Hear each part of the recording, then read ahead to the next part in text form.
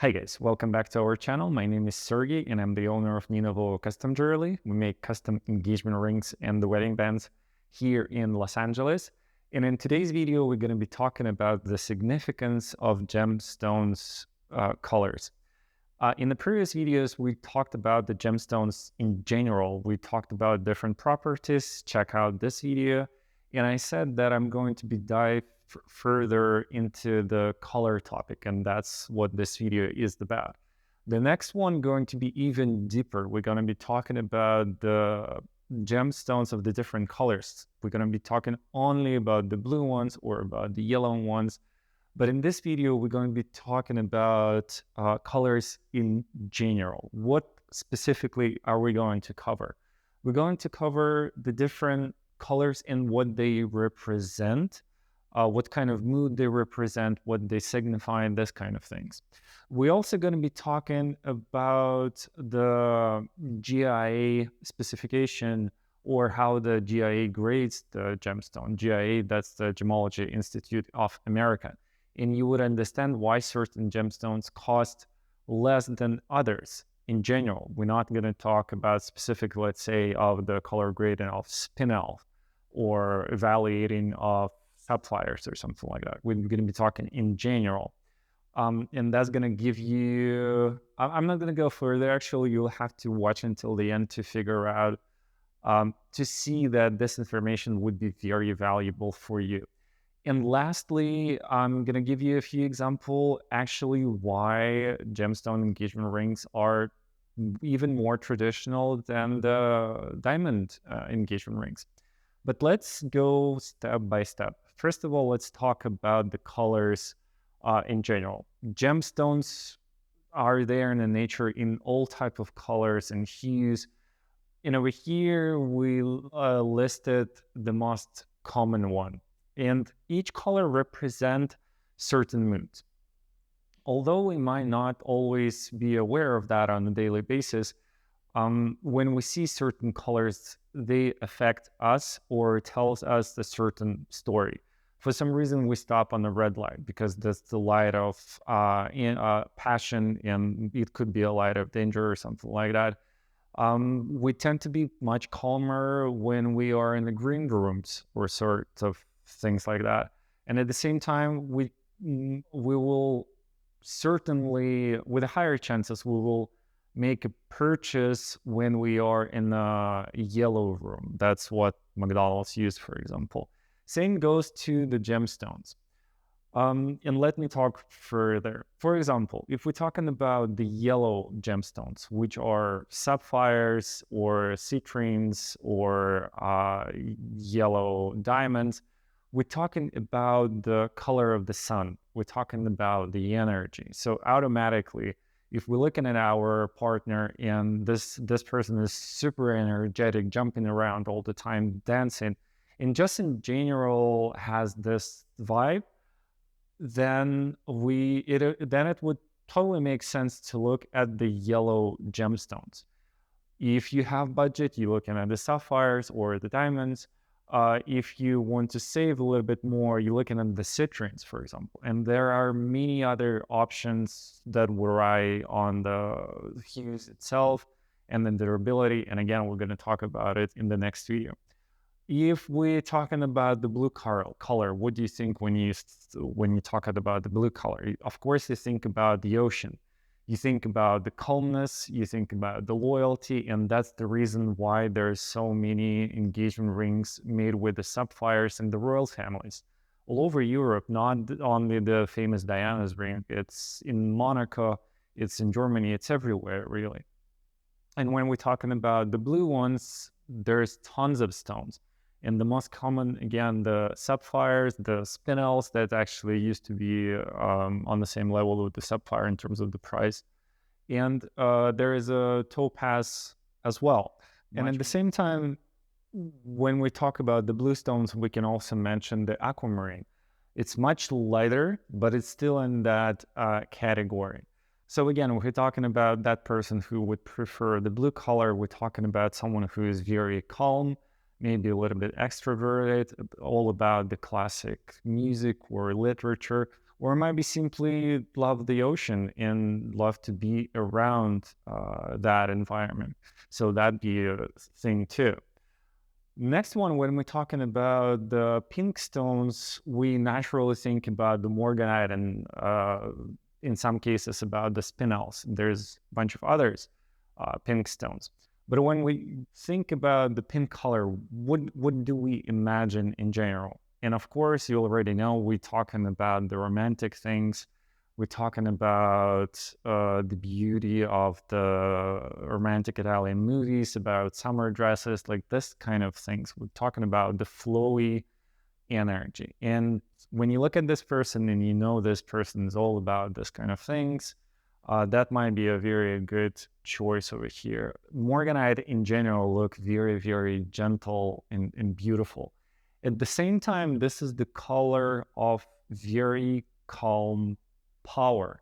So in some cultures, that's the color of ultimate power, is the color of the person who went through a lot of things. And now they are extremely calm and at the same time still powerful. For example, a very interesting fact, actually, I just recently found out that the George Washington inauguration suit, the first president of the United States, was pink.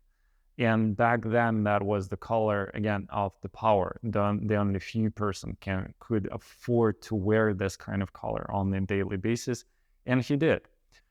Same for China. That's the color that represents the power. You will see lots of wealthy Chinese men wearing the pink. Next one, we're going for the red stones. And what is the red stones? Of course, that's the color of passion. That's the color of energy. That's the color of never-ending celebration. That's what it is. And if that's your person, then look at the rubies, first of all. And there is a misconception that the rubies are extremely expensive, and they are when we're talking about the perfect clarity and the perfect color. But at the same time, it's possible to find the rubies slightly more affordable than we tend to think. At the same time, there is a garnet, absolutely beautiful stone with absolutely beautiful color that is much affordable than the ruby.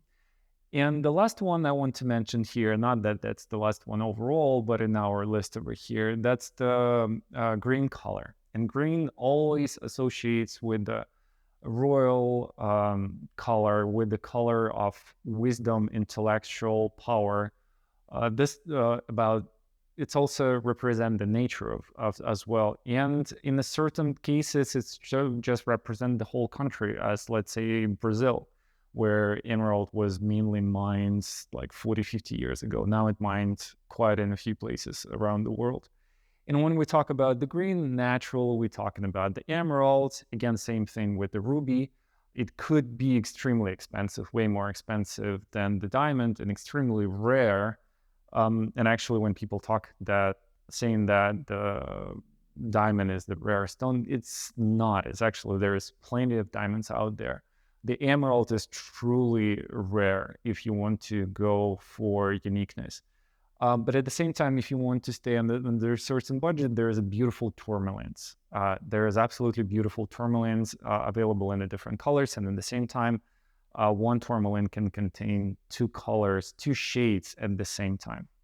And talking about the different variety of the shades and hues, I want very quickly to go through the GIA grading process. Again, Gemology Institute of America, how they grade stones. So when GIA grading the gemstones, they're talking about the three scales over here. They're talking about the hue, tone, and saturation.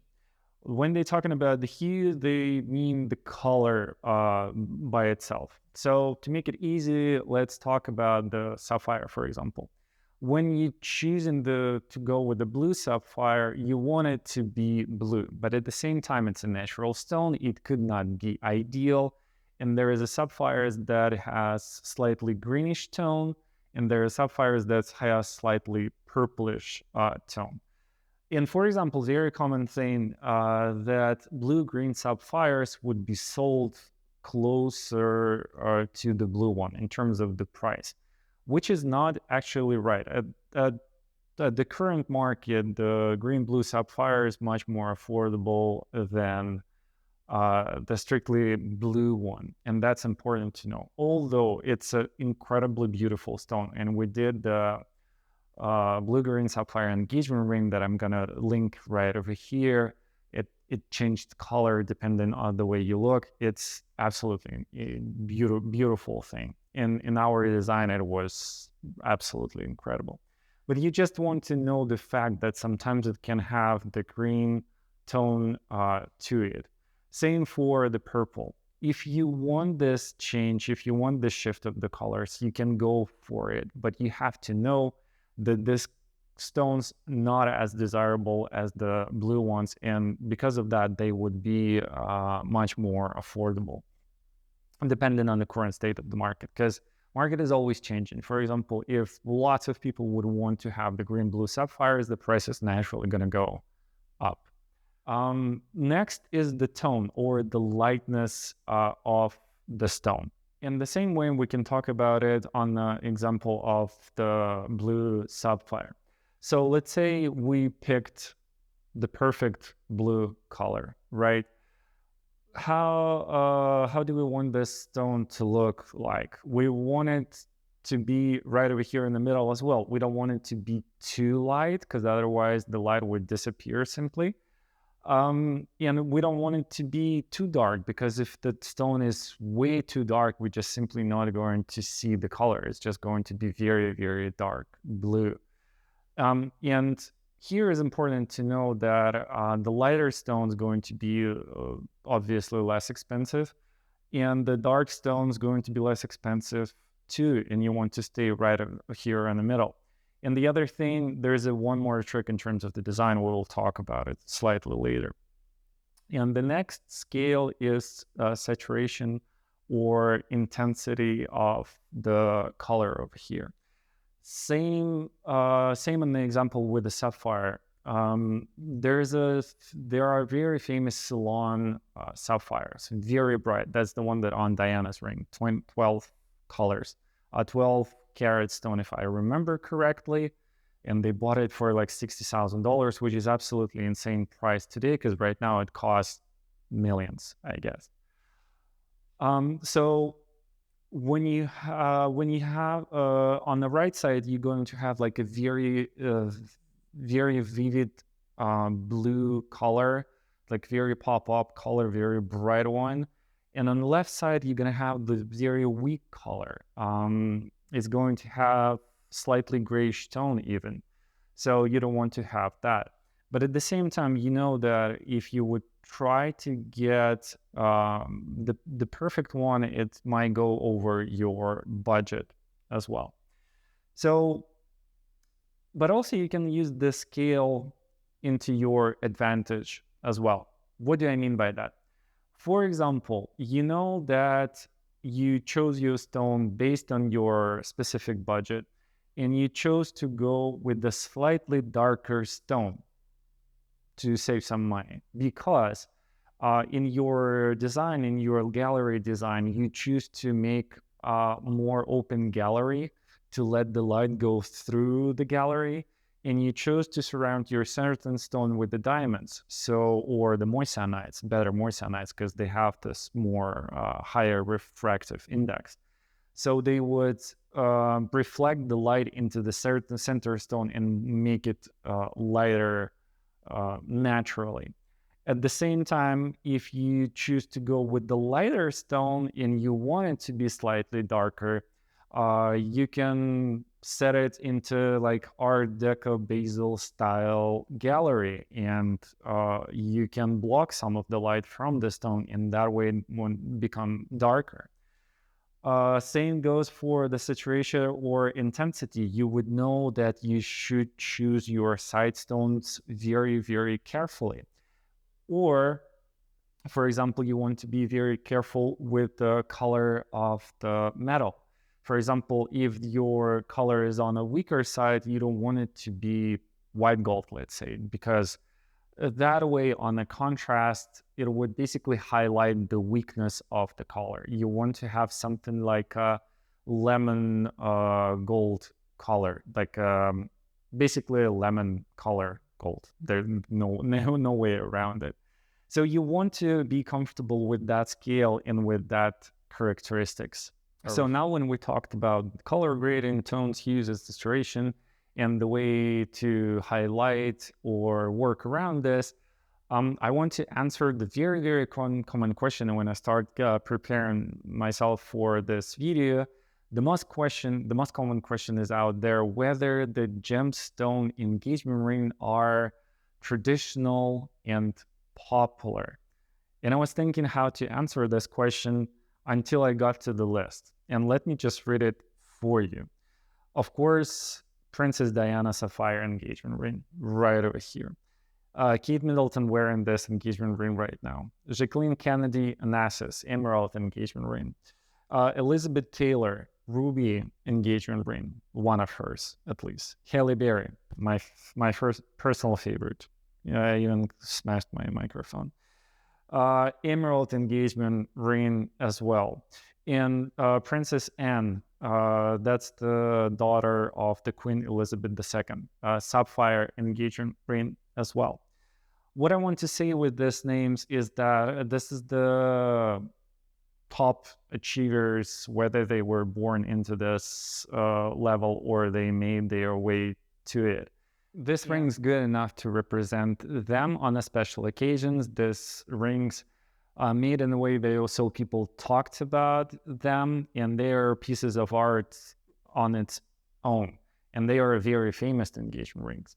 So when you're asking yourself whether it's a traditional enough and whether it's good enough for your specific occasion, I would say definitely yes. If it's a good enough for Princess Diana to go around the world and do what she did, it's probably good for us to go to the farmer's market or something like that. So in terms of how traditional they are, we just need to think that diamond engagement ring actually become a norm only 60, 70 years ago or so, when De Beers started advertising them. Before that, yes, there's in 1400s, the Maximilian presented the diamond engagement ring to his wife. But in general, gemstone engagement rings were much more popular and they are much more traditional, depending how far you go back into the past. So if we're talking about the humanity history in general, gemstone engagement rings are actually much more traditional than the diamond engagement ring. So there is no question about it. And at the same time, don't really worry about this thing. If you love the yellow stones, if you're into that color and you want it, go for it. Who cares who thinks what? Same for sapphires. Well, sapphire become kind of a norm right now. The same for the morganite, for the ruby, for emerald and everything. Even if you want this color to represent you, if you want it to be a conversation starter. If you want to be different from everyone else, because 95% of the engagement ring market, that's the diamond, that's a clear diamond, then go for the colorful one. You got an idea. Thank you guys so much for watching. I hope you got some valuable information from that video. If you have any questions, please comment. I'll be happy to answer, and I'll see you in the next video.